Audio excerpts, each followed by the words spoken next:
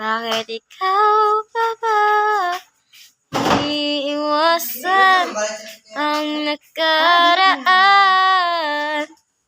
Huli-huli ka na. Hi guys! Punta kami ngayon dito. Yan. Yan. Hi guys, ito pala yung rental na pogi. And ito na po yung pogi naming yan po oh. Yan po oh, pogi. Tapos yan. Yan.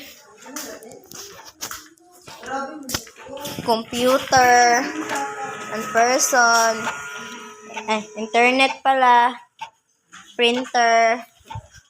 Ito yung namin.